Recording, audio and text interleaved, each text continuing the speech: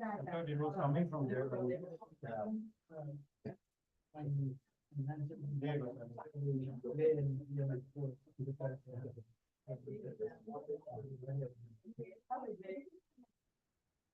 They want to play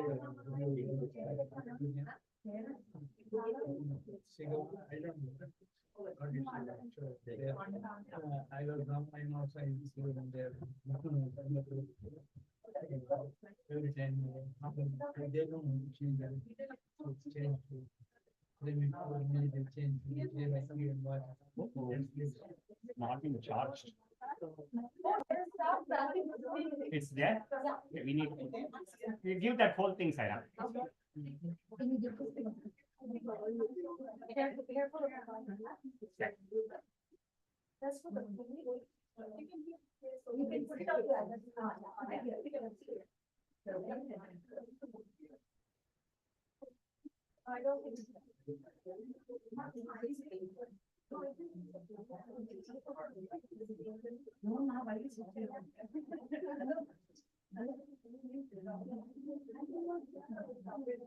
Sairam, Sairam.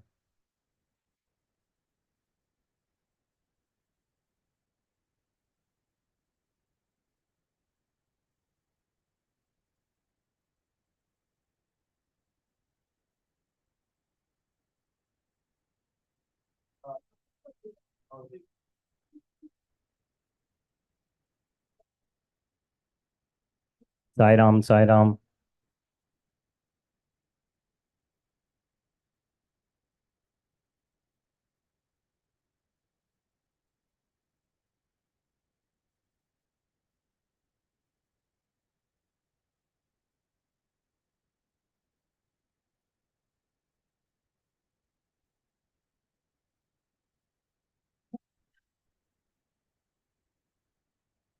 Sairam, let's start the study circle with 3 ohms. Oh.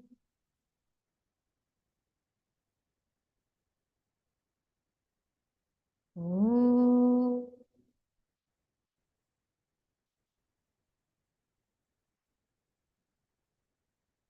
Oh.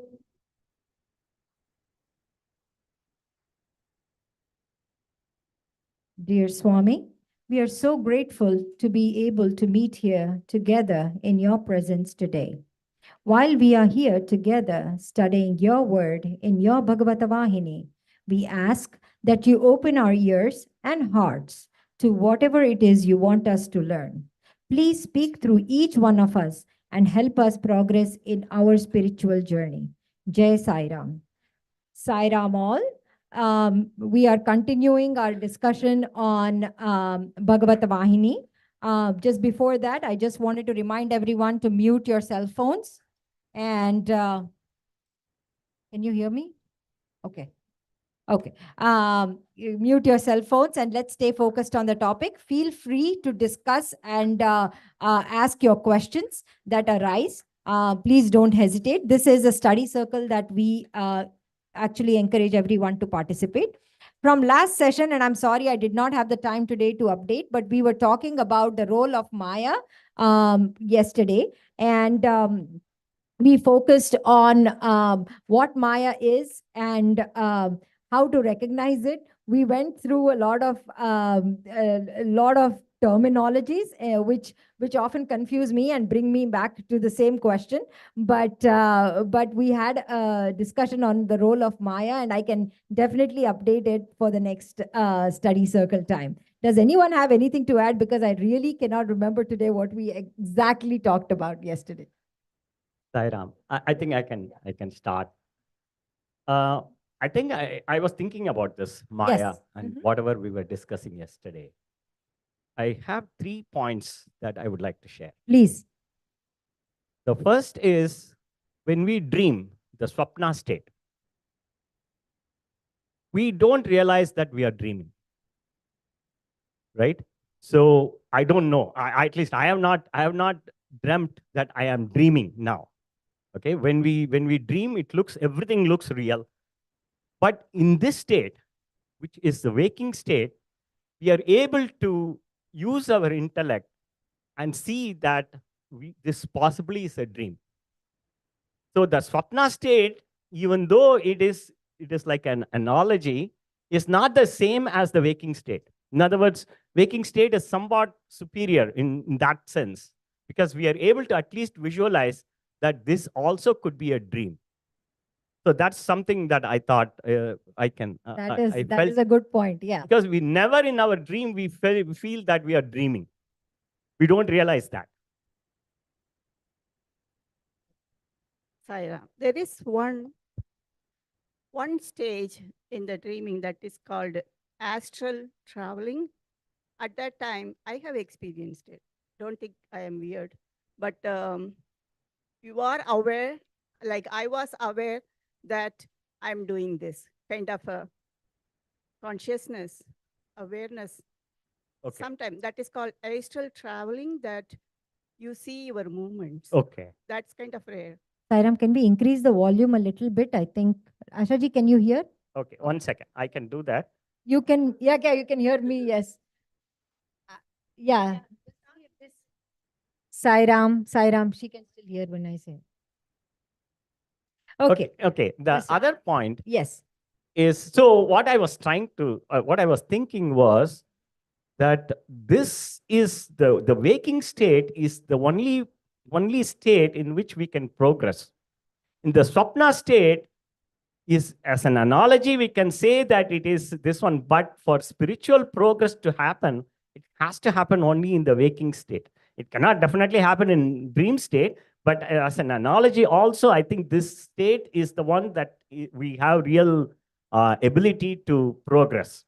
That is something that I thought I was thinking That's about. a good one, yes. Yeah. Hmm. The second is,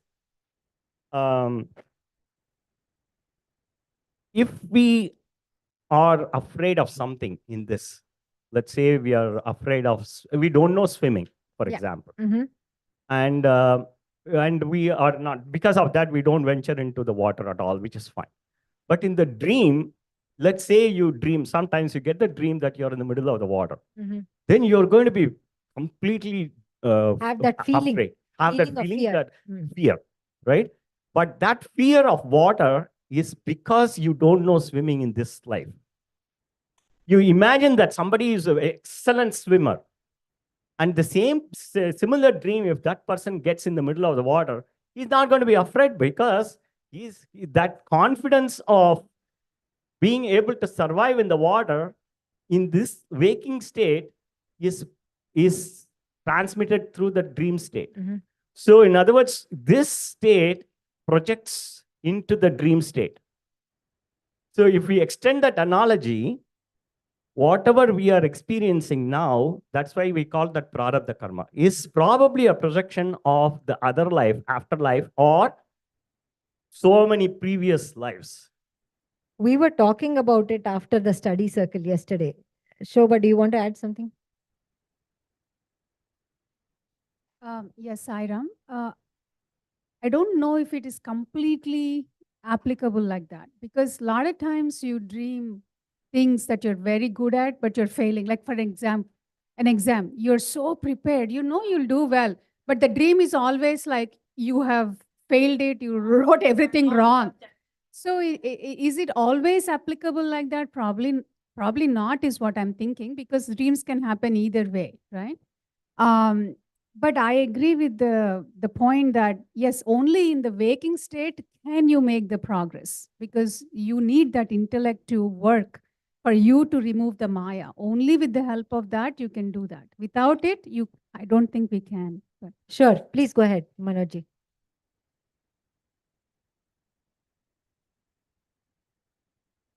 So to get to the basis of all this, one need to understand the physiology of dream state. Jagrat is the game awake. When we are awake, it's the game of everything. Sthul Sharir, Sukshma Sharir, and Agyan Sharir. All three Sharirs are involved in Jagrat. In the dream state, Swapna state is the game of Sukshma Sharir only. There is no Sthul Sharir involved, number one.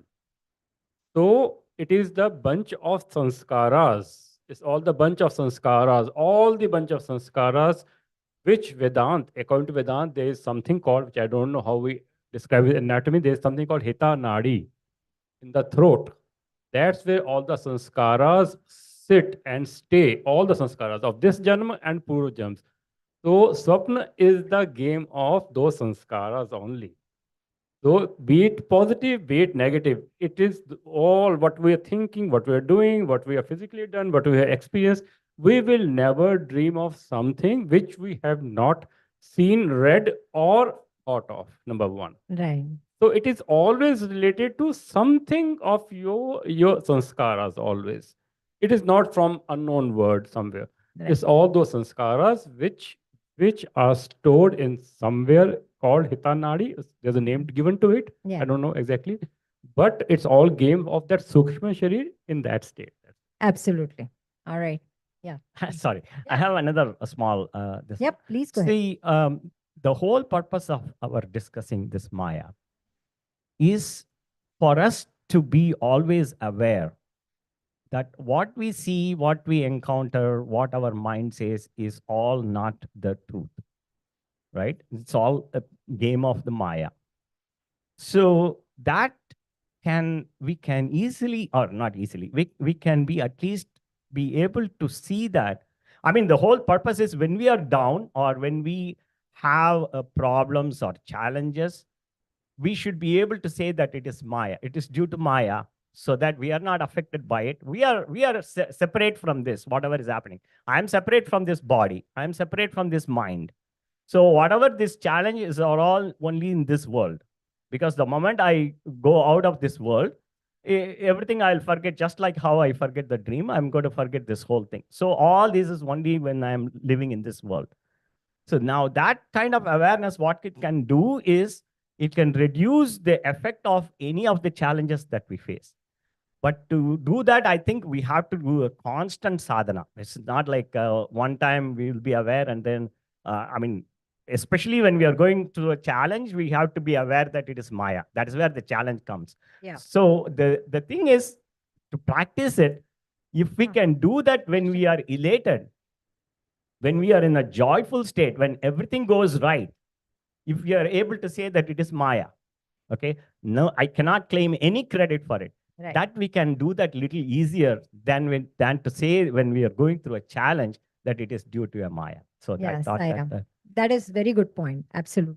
Yes, Asha. See, if we look at it from the Advaita point of view, Maya, we've got nothing to do with it actually. Maya is the power of Brahman itself, a focusing power, which is all this nature, but the underlying reality is Brahman, right? So if we would look at Maya, everything outside, including this body and everything, okay, this is our reality is Brahman, which is the main thing. And it is the same in every leaf out there, right? Brahman is the reality, rest is Maya. So then what is the big problem with Maya? I wonder if you just are aware of it. Everything, yes, everything is Maya. This is Maya too. This body is Maya. But the underlying reality is Brahman, like in every leaf outside. That is the truth, right? If we can keep that in mind, okay, that is Maya. It is, we are seeing it, we live it. But again, there's a real reality behind. So is in me too, is there. So I feel, why should Maya give any problem? What is the problem with the There Maya? is no problem with Maya, Ashaji. I think the problem lies in us thinking Maya is the real. Maya is making us feel or think that this is the real world. So Maya is ignorance. That's all it is. As they say, Maya in Advaita, they are saying Maya is nothing other than ignorance, that we don't know our own truth. We call this as the real thing. It's not the real thing, right? The what you call the soul itself, or that is the real thing, not this body, right? What I'm going to say. Asha, we discussed all this yesterday in detail. You was in there, obviously. So I think we are going to move on. You listen I to just, the whatever I had the in my recording, mind, yes. I gave Yeah, it. we That's heard all. All right, Sairam, we'll just move on. So We are actually working through the discourse on renunciation that Swami had, because this chapter in Bhagavat Vahini focused on renunciation, and it actually focused on the character of Vidura. So with that, we are going to move on. So we talked so far about the impact of Maya, and now Swami moves on to talk about the role of mind and intellect. So with that, Om, would you like to read?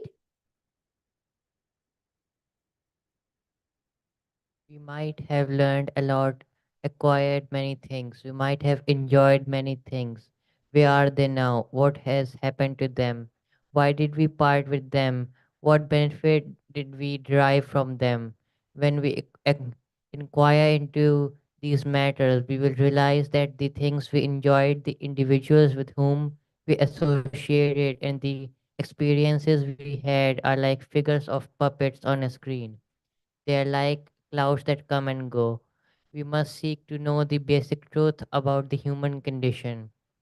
If you take a vessel with water and pour it into the ocean, you cannot recover that water again. If smoke goes up in the sky, it cannot be collected again. An apple that has been eaten and digested cannot be got back. But the stuff of the mind cannot be merged in an ocean or sent up to the sky or consumed as food. The workings of the mind cannot be eliminated by these processes. All right. So this is a very interesting one, and I'm going to go back.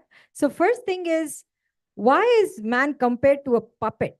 I mean, are we just like passing clouds, like he says on this? And what does he mean by that? See, he says when we inquire into these matters, when he talks about these matters, he's talking about all the things that we have derived, or from the things that we have accumulated, right? Yeah. Saira, one thing I can come up with is why we are called puppets is like we are acting like a puppet controlled by our senses. We are pulled in different directions with our mind, and we are the slaves of the senses. So we do things, whatever they dictate us. That way we can say we are puppets.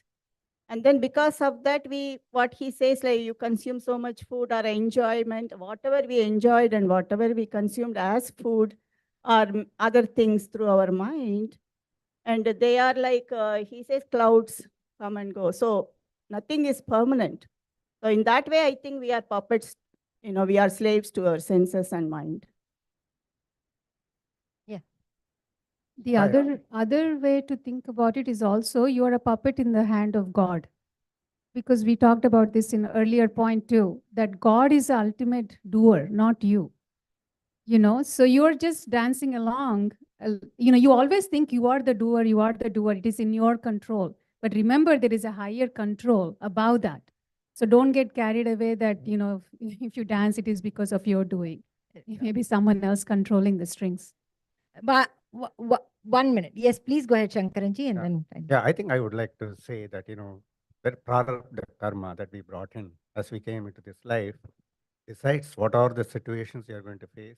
And that kind of is dictating. And of course, your, samskaras that you bring, these two are in unison or driving whatever we are doing. So in that way, those things are not done by you, but it has come, over the many years, many lives.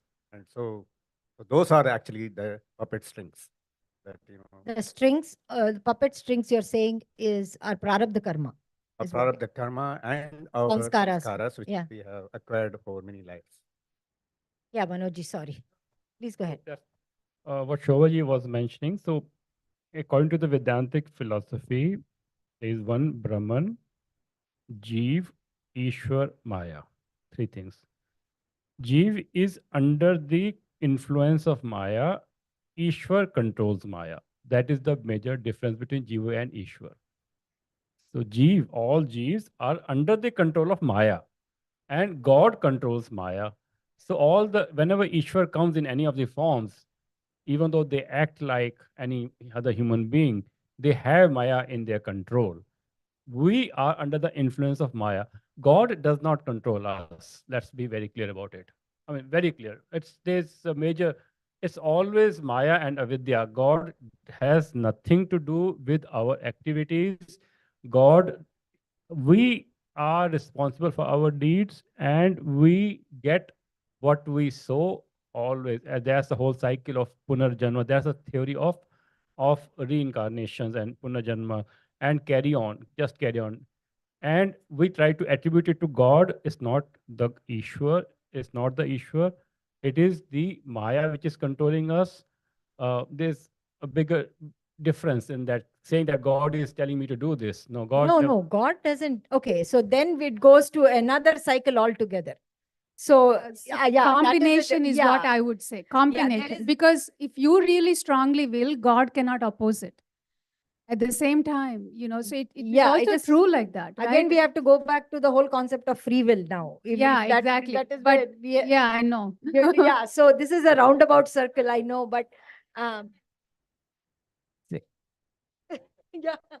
But when you say God doesn't, but Can you the talk- Ishvara has Maya, right? So in that way, what she says is that you say Maya control, she says God. The God is for who? That is a Brahman with Maya, right? Talking Saguna the Brahman. mic, Amma.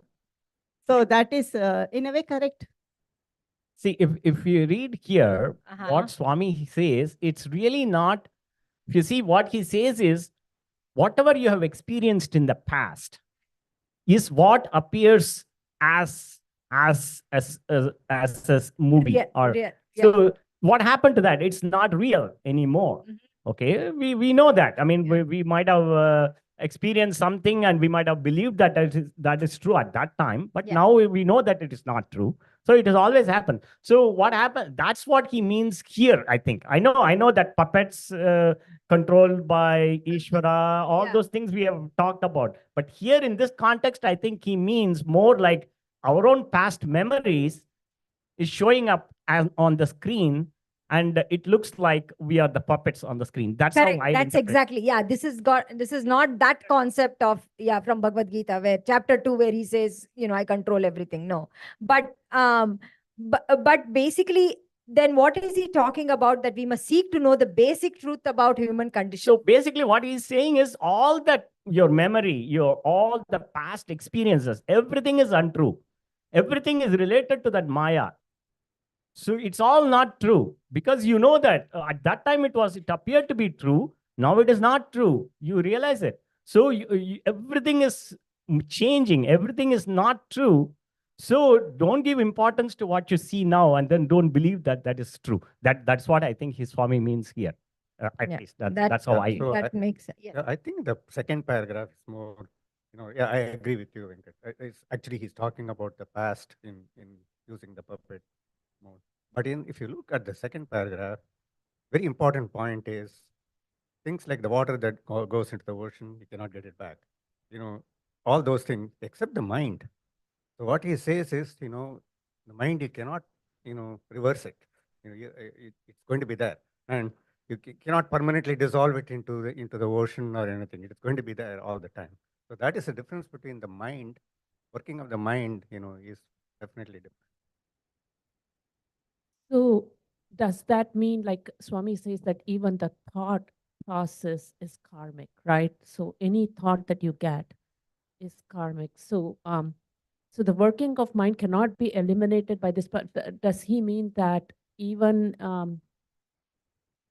so basically the mind is something that you have to still, so other than that there is no other way? Is that what that paragraph is kind of taking us to? I think so. I think the mind is the one that we have to constantly assimilate, not just a question of intellectually realizing. I mean, intellectually appealing. I mean, we have to assimilate that whatever we are going through, body, mind, everything is because of Maya. Everything is Maya is the one. So our true truth is different from it.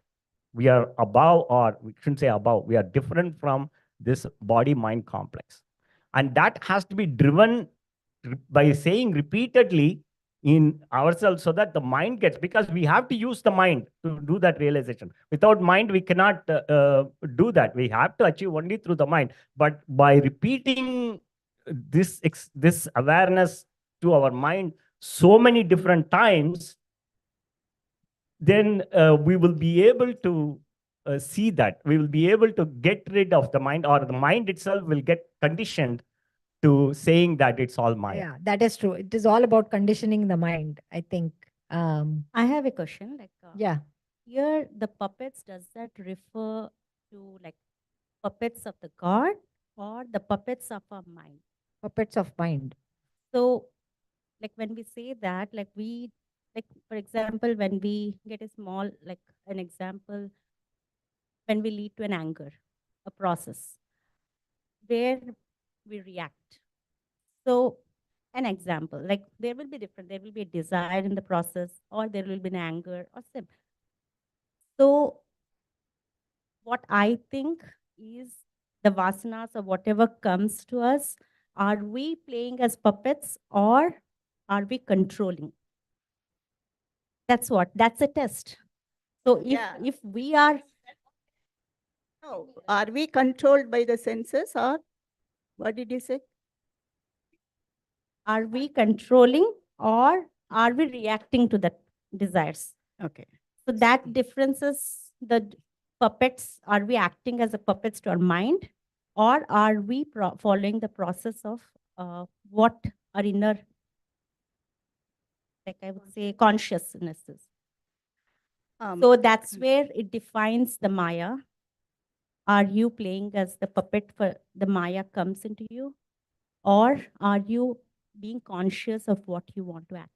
Are they two different you in it? Yeah, that I think the desire or the vasanas which comes, That is that one. differentiates a mirror image of us where we want to react us, Right. and which you want to decide. Yeah. See, the consciousness itself, that is Brahman, doesn't interfere with our everyday activity or anything. Right? What we have in our mind, that is only a small portion of that consciousness, the capital I, that Brahman, that is in our mind. That is what we think is our awareness. Okay, that is the one, like, for example, if there is the famous example in Vedanta is that one bucket of water, there is a sun shining. You can see that sun in the pot, in the water. So that kind of a reflection, that is what we have in our mind from the consciousness, that awareness, Brahman, whatever you call it. Through that, we are working. And that one is heavily associated with our senses. See, I once mentioned about the mind controlling the senses, right? And we are in charge of the mind, but the mind is controlling senses. But what happens to us, we become the servant of the servant of the servant. That means we are the servant of the senses. And the senses are under the control of the mind, but we lose our control over the mind.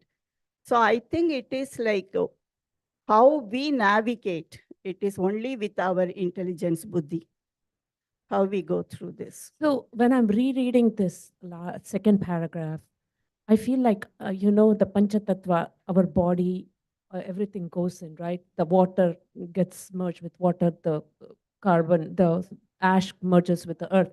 But yeah, but the mind itself, the subtle mind, that remains, it never goes. That is the kind of, when I'm rereading it, that's what I'm, Mind subtle is mind. full of thoughts, memories, feelings, all those are. I don't even What think it is is the mind itself? It doesn't exist like Vasana, as a, right? That is what I'm thinking. It Right. is not even memories. You don't remember whose your relationships were before. Only the vasanas, the anger or the bitterness or the whatever it is, the love. Those are the ones that kind of that does not get eliminated in the unless and until we go above and beyond that part of it. Yeah, But that is the, that's the sadhana. yeah, sadhana. That is the sukshma sharir that we talked Correct. about yesterday. Yeah, I think I feel that's what they are talking about in this. I think the message I think the message I am getting from this paragraph is you cannot dissolve it.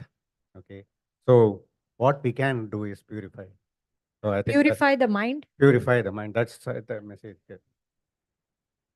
So I think um, uh, by just reading books, we may not be able to solve the problem. But when we have a problem at a particular situation, there is a problem.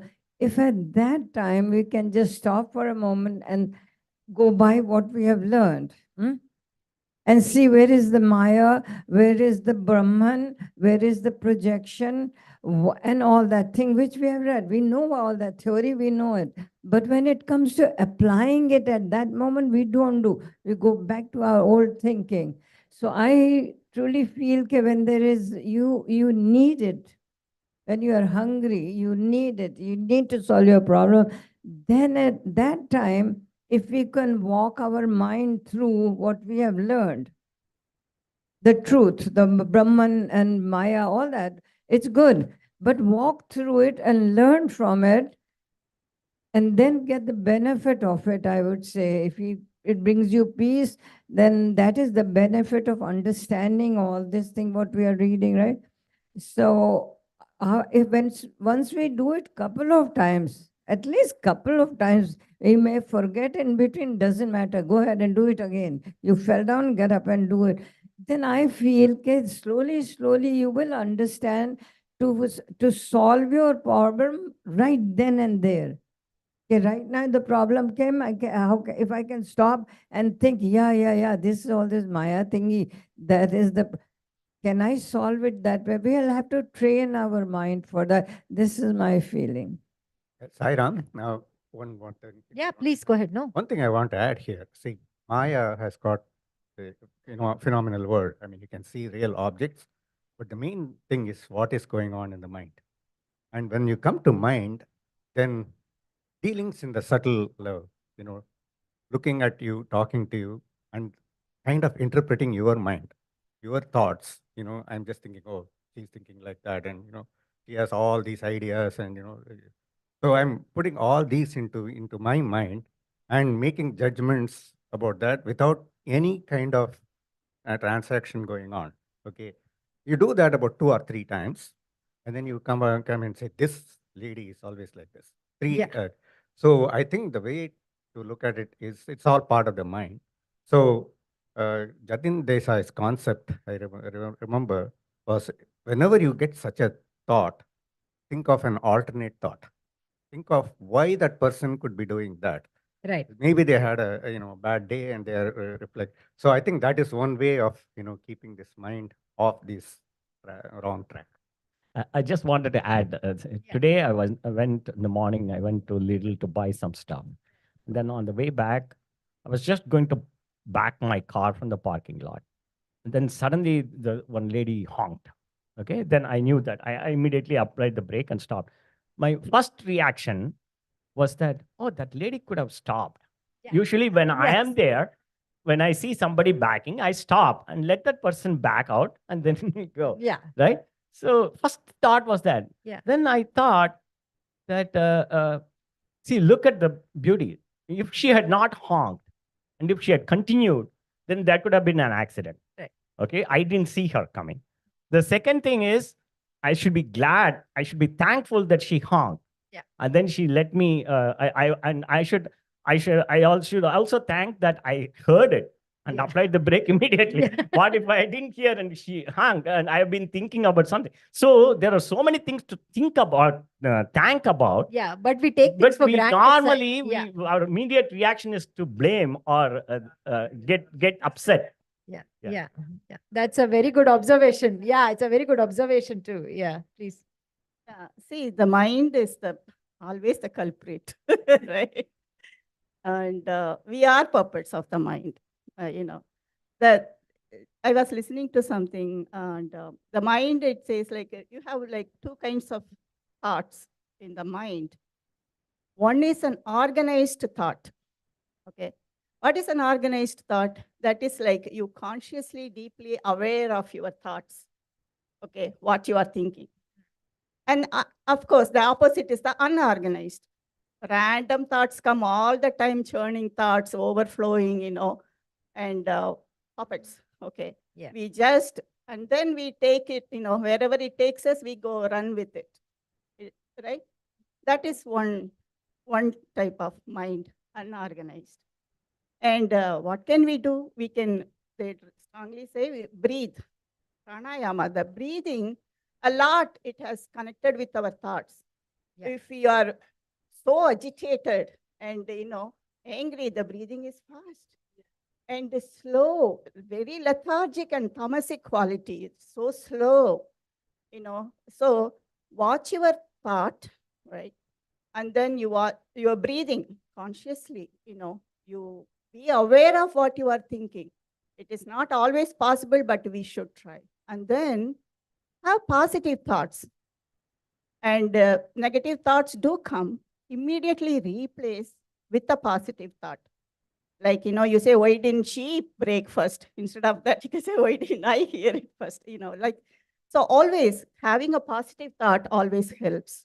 It So- depends on the intensity of the situation. No. This was any- just a break. If It it is was the- something bigger, then Right. obviously No, you see, don't this think is- otherwise. No, but we won't on that. But we have to practice. Awareness, I agree. No. But that comes, so with practice, only the time changes. Like, for example, when I was 30, for about a week, I would not have that thought at all to replace that bad thought with a good one. Now I'll take 15 minutes to at least Right. realize, oh my God, what am I saying? See, this So- is where the awareness comes. Like you consciously, you replace it. Okay, I'm not saying you cannot have bad thoughts. It is not possible unless you are a saint or whatever. But still, right? Yeah, right. Sairam, but We have to, replace age, it. I won't agree with you. Yeah. Because there are some. No, I'm people just who drink- talking about practice, No, because at practice, 30, when even you practice. realize that, oh, you have to practice these things, at least that is the realization that you have to be aware. Even practice, for example, most of the time, all these things come with reaction, quick reaction to something, just the practice of saying, I'm not going to respond for at least out a count of 3 or something, then the whole thing changes. That is irrespective of age, we can practice that. Shobha said 2 weeks back. Remember, so there are some good pearls of wisdom coming through from Shobha, which I consider. So she said that if you react, but immediately realize that this reaction is not, you are in the right direction. So I keep giving myself positive talks like, yep, you are in the right direction. Keep moving that direction, because as you said, constantly our mind is, But it comes with practice, right? That what I'm saying is at least be aware of it. It says like watch your thoughts. If you watch your thought, suppose it's a negative, it stops. We can try that. You are aware of your thought. Like a naughty kid, you look at it directly and then they stop doing whatever kind of a thing. So that awareness, it doesn't come automatically, but we can train ourselves to do that.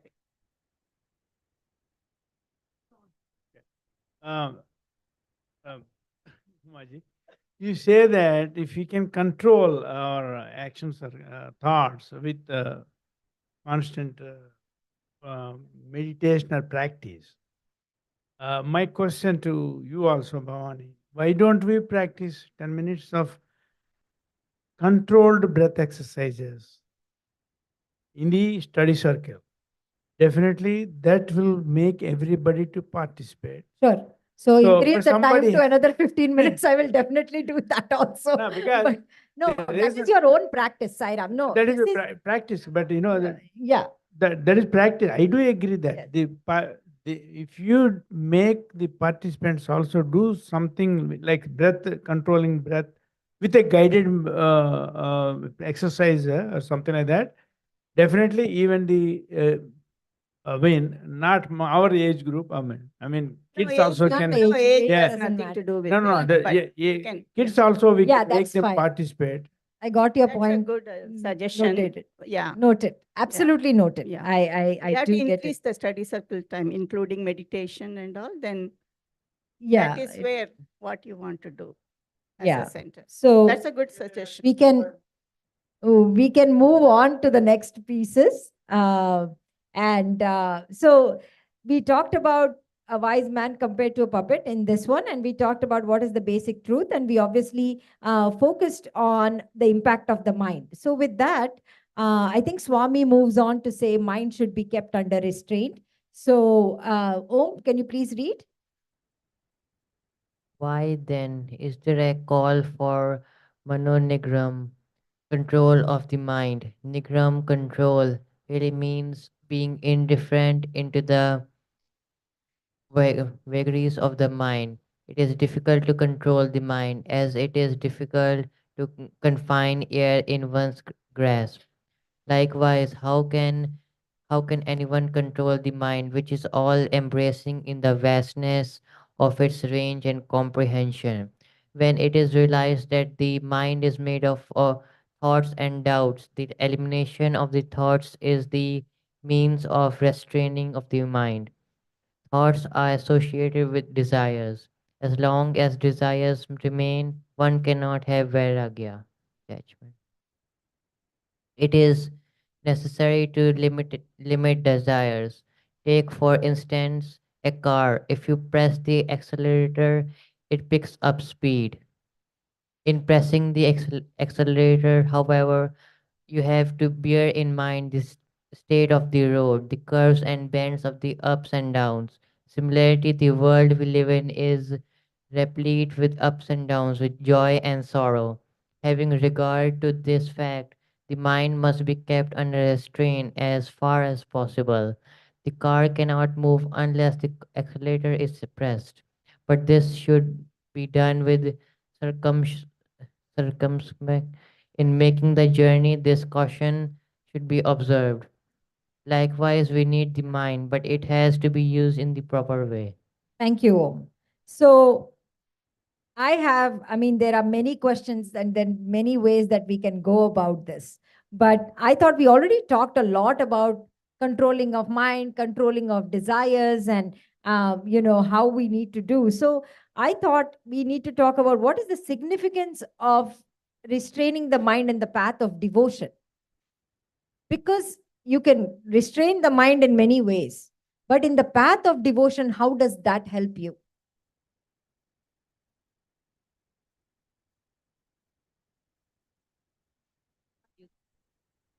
Gives us peace.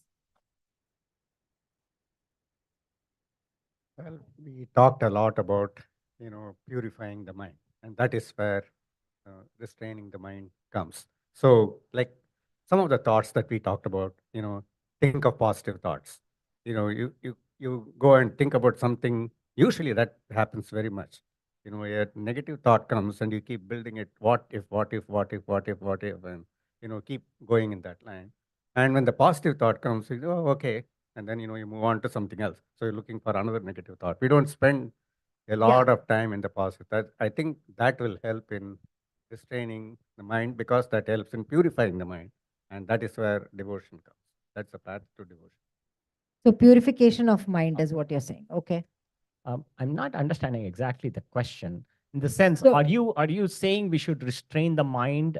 No, but restraining. So this, okay. So let me clarify where I'm coming from. I guess maybe the question is not clear because it's clear in my head. Uh, so Swami talks about keeping the mind under restraint. Okay. He's talking about controlling of the mind, controlling of desires. We've talked about all of that. So if you want to restrain your mind, how does that help you in the path of devotion? You know? Controlling the mind, are you saying? So mind, yeah. So one way I can think about is mind activities are called vrittis in Sanskrit. Thought. So and there are two different types of vrittis. If broadly, one is aham vritti and the other is idam vritti. So one is focused towards the world, your desires, the other one is God, towards God. So the less and less you focus on the world, the more and more you'll shift towards the God. There is more. So vritti is automatically, thought. you're saying there are two types of It's thought. activity of the mind. It is vrittis are the mind activities. It's not the mind itself. It works like that. Okay. It's a term used for that. Okay, so now so let there's me go few- back. There is only one activity of the mind, and that is for thoughts, right? Patanjali describes many vrittis. So instead of complicating it like that, you can broadly think it's divided into two. Okay, one which is focused towards the world and one which is focused towards the self. So the Swami says, with reference to what you are talking about, is that we have to balance between the your vritti towards the God and towards the mind. You don't have to be living at one Either place. or. You don't have to do the God meditation morning to evening, leaving out your swadharma or your duty. So what Swami, in one of the discourses with reference to this one, he says is that we have to strike a balance between the meditation towards God and the doing the worldly duties. So I will tell you. I mean, I see because I have a chance of looking at the chores of our Indian people. What they do, they get up very early and they do all the I'm talking about the housewives do their job in the kitchen, and at the same time, early they get up early and make sure that they do the meditation and whatever pujas and everything. See, whereas the counterparts like me, we will be taking more time to sleep and we get up late and immediately get into the worldly things. That is why we do lack of control on things. If you, the ladies, those who can get up early and do the all the meditation, all those things, they have more control on their mind and their thoughts. And that is what my observation for the last 60 So- years plus. Yeah, so okay, that's yeah, discipline is one of them. I would actually just say that is discipline. It doesn't matter man or woman, but more importantly, it's got to be discipline on how you want to, or what practice you want to put in. But again, I have to come back to this. So you are saying mind has vrittis. There's two ways to do it. One is towards the world, okay, and one is towards the self. Okay. Swami says, and that is the point that I also had, where Swami says that you have to balance. How do you strike that balance then? Right? Because we are balancing every day, right? We have Sai Ram, one thing I want to add here. With so many things are happening in the world. Right now, something is happening. We don't know what it is. So it is not affecting you. Yeah. When something happening in the world, you hear about it, that is a vritti. So that is a disturbance that has been caused into your mind, which was otherwise very calm. You are not aware of it, so it is very calm. As soon as you become aware of it, it puts a little wave into the wave, into the into the mind. And the mind is slightly disturbed. And now you can stick into that and keep growing that in amplitude, and then you will be sticking to that for longer and longer time. That is where we have the control. If it is a bad thought, bad, something, that is causing that vritti, then you can say, okay, let me not hang on to it. I don't have control on it. Let me not hang on.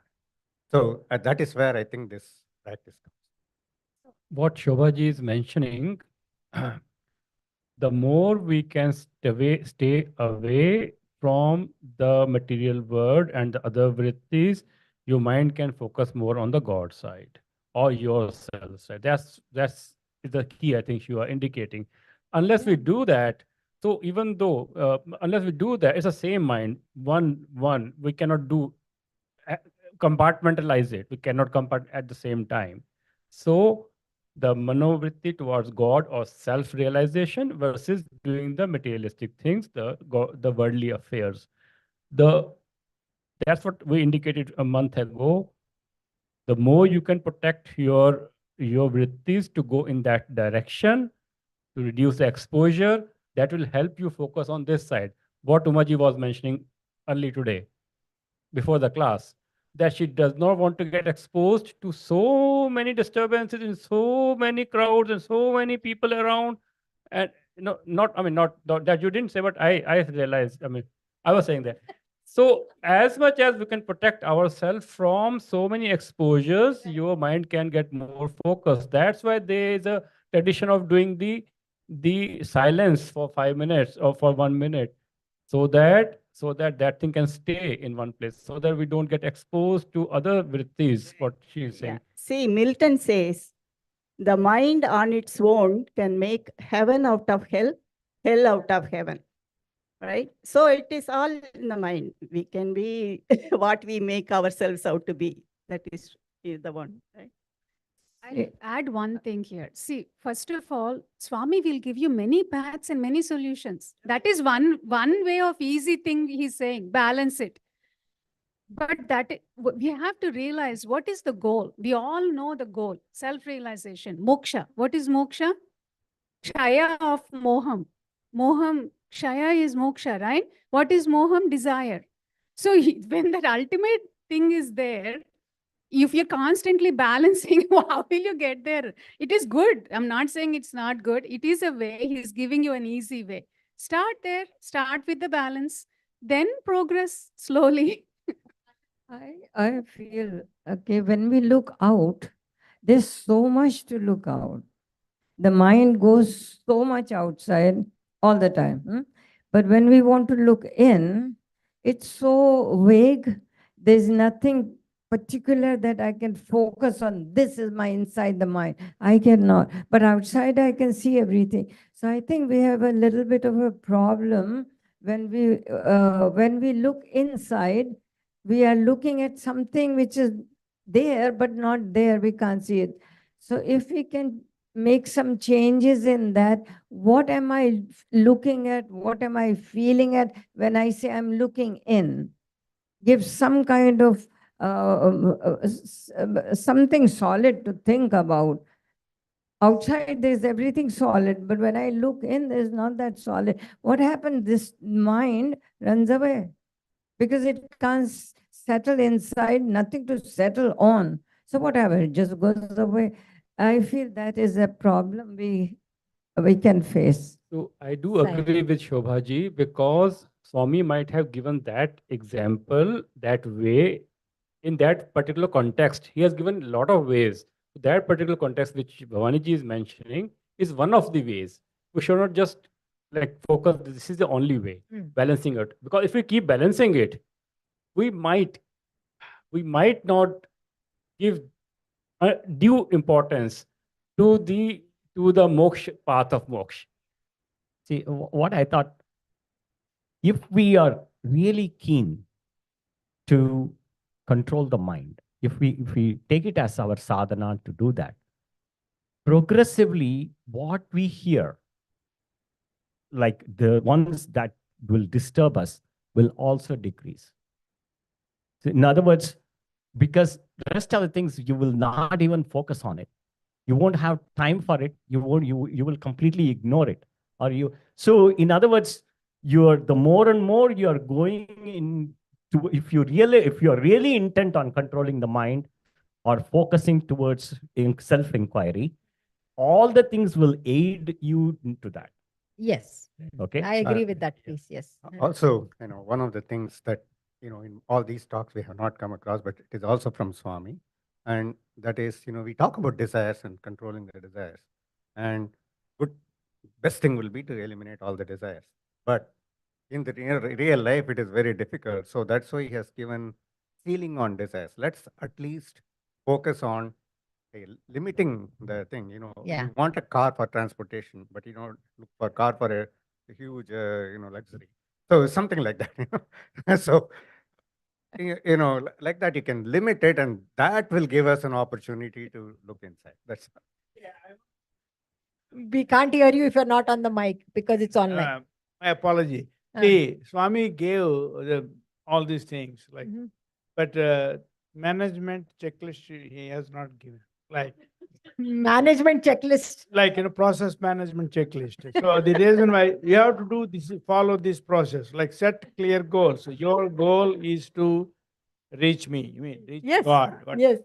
Next one is that come out with a schedule. This is follow this schedule. After that, you try to make sure KPIs, that is Performance indicators. performance indicators, that is check your progress. Are you doing or not? After that, you just measure your progress and readjust your process. That is another study circle altogether, because there are KPIs. There are. There are. Yeah. And you had everybody has got that kind of checklist, management checklist, and following and sticking to that. Definitely, we will reach Swami's we will follow his teachings. Correct. Saira. Yes. Have the checklist, Yeah. yeah, all those things, right? Yeah. Viveka, But like I said, that Shat Sambandha, it's a nice thing. way Yeah, to it is. actually have another study circle Yes, on KPIs. yes. Those are things that, Yeah. those are verbiage that we use every time. Yes, please go So ahead, to Manoj. combine what Shobhaji has mentioned and Venkatji has mentioned, to if you focus on your goal of moksha, what she mentioned, and do it keenly, so the keenness part Venkatji has mentioned, that depends on the keenness of how deeply you are, how keen you are to get that moksha. Mhm. God, there was a famous dialogue of DLDJ, पूरी कायनात तुमको वो पाने में मदद करती है, and Om that is Shanti the Om. fact, the whole nature is the maya of God, will help Yes. you achieve that thing of the moksha prati. So the other things will not matter. God will Correct. come to help you in any form to achieve that part. Absolutely. I know we have only 2 minutes. If anyone has anything to add right now, or we'll read the life application and end with Om and Three Shantis. All right. Thank you all for your participation. Life application is bringing awareness to the moment. Watch your thoughts as they come and go. We had done a little meditation practice earlier, about 2 weeks ago, and I'm more than happy to share that if anyone is interested. So with that, we can end with Om and Three Shantis. We'll begin bhajans in 10 minutes. So we request all the lead singers to assemble in the devotion hall, and also all the adults, because this is going to be a unison bhajan today. So with that, let's end with Om and Three Shantis. Om Shanta Shanta Shanti. Sai Ram.